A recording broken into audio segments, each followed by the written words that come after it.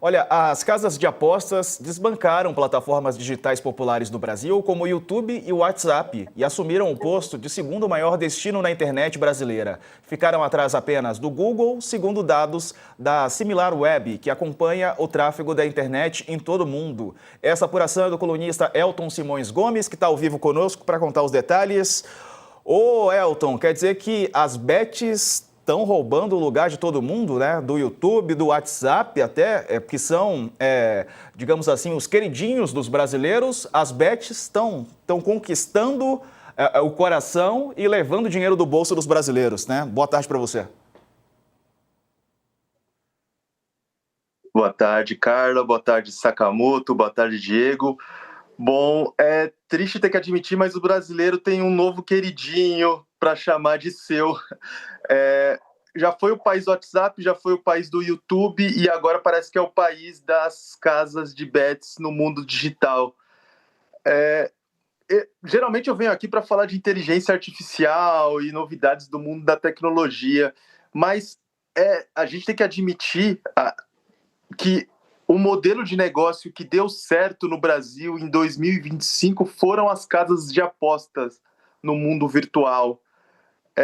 Elas são de longe mais usadas do que essas plataformas e, inclusive, ela é de longe mais usada do que o ChatGPT.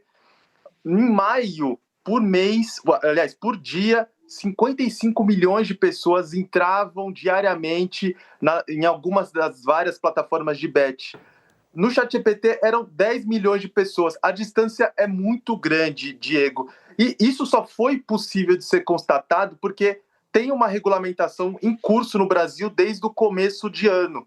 Todas as bets legalizadas que tiveram que entrar com uma licença lá no Ministério da Justiça, tiveram que pagar uma autorização de 30 milhões, elas têm que incluir no site delas o domínio .bet.br, que é uma variação do .com.br, do .com, enfim. E a partir daí foi possível ver que as 193 bets legalizadas no país já tem uma audiência digital maior do que Instagram, TikTok, YouTube, o google.com.br, sites de pornografia digital, e só não são maiores do que o google.com. E isso denota, Diego, uma construção de marca muito grande que essas plataformas fizeram. E também mostra que esse número que foi constatado, que elas tiveram acesso em maio de 2,7 bilhões, só no mês de maio, é muito maior, porque ele só dá conta das bets legalizadas. E só para vocês terem uma ideia de qual que é a dimensão do buraco, em dezembro do ano passado, a superintendente de fiscalização da Anatel foi até a CPI das bets para dizer como que a agência fiscaliza essas bets ilegais. E ela disse que até aquele momento, quando as bets legais não tinham sido liberadas, 8.500 sites já tinham sido derrubados.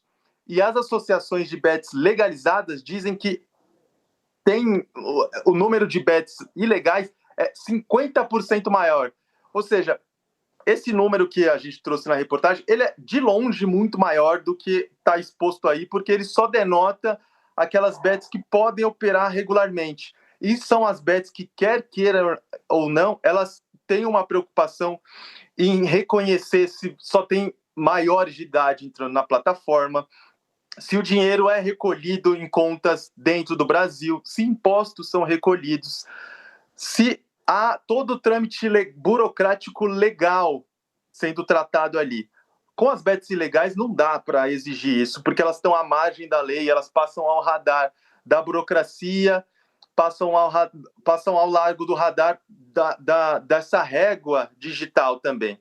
De todo modo, Diego, o que dá para tirar daí é que elas foram as bets, as casas de aposta foram muito bem sucedidas ao construir a sua marca, porque os dados de tráfego mostram que 67% desse tráfego é porque as pessoas digitaram o nome no browser.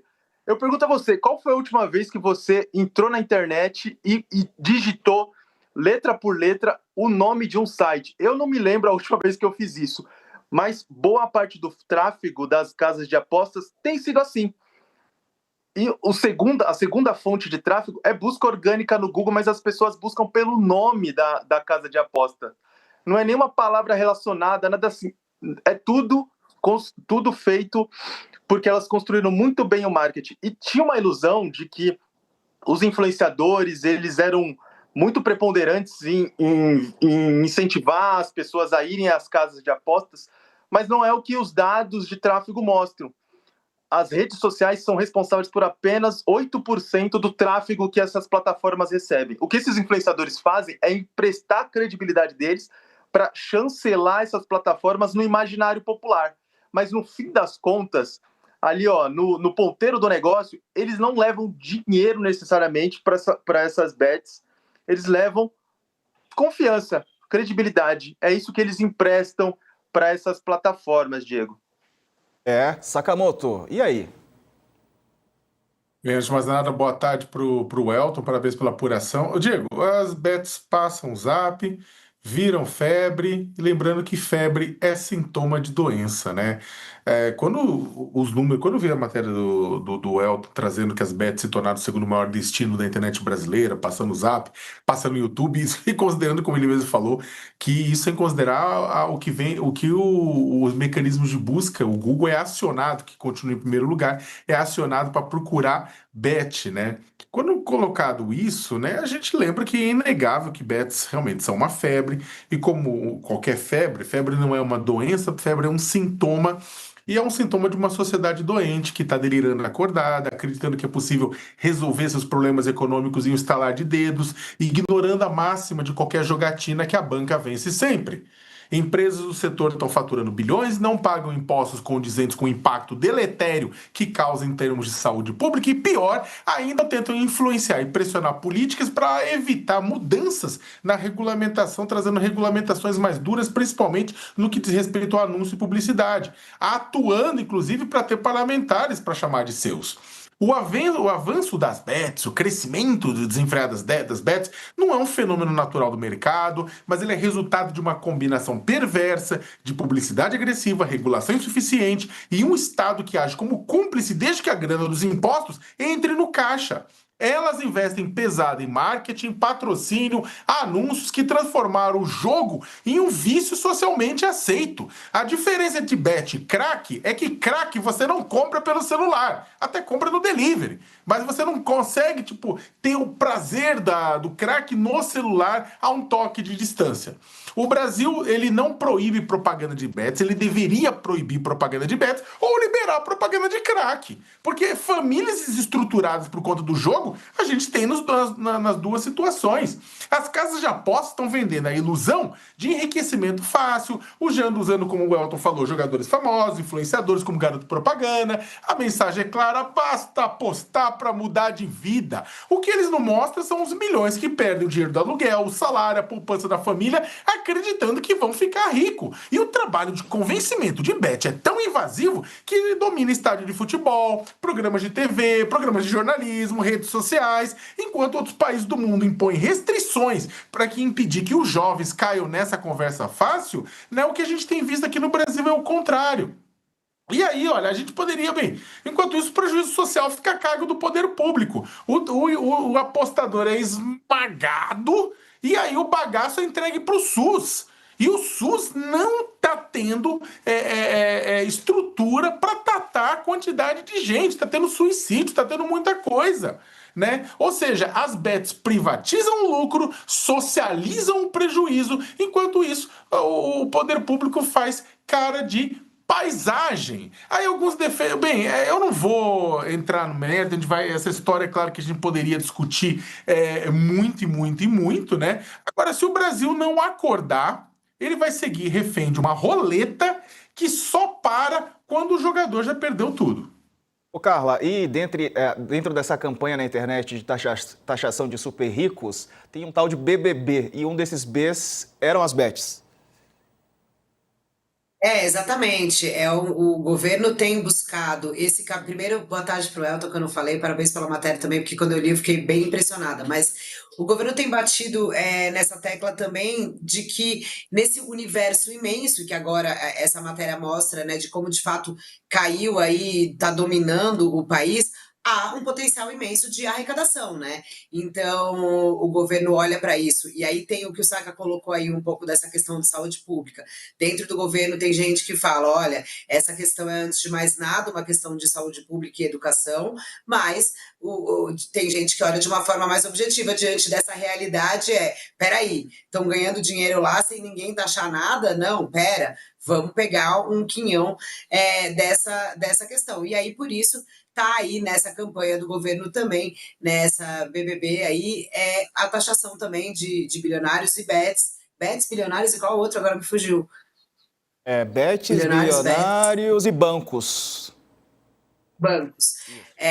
Enfim, e aí tá dentro desse mote todo, e esse crescimento e essa disseminação desses jogos mostra que, de fato, a gente vai ter que pensar em caminhos para minimizar os danos que acontecem em relação a isso, né? E aí também, do lado do governo, eles buscando algum tipo de regulamentação para que o governo possa, nem que seja custear tratamentos eventuais com a arrecadação que venha desses jogos. Enfim, é um dos setores que está na mira do Ministério da Fazenda para taxação, e o governo tem defendido isso também, mas como o Elton colocou e o Saka colocou, eu também sou da tese de que é um problema muito maior e que consequências que realmente podem ser muito ruins, né?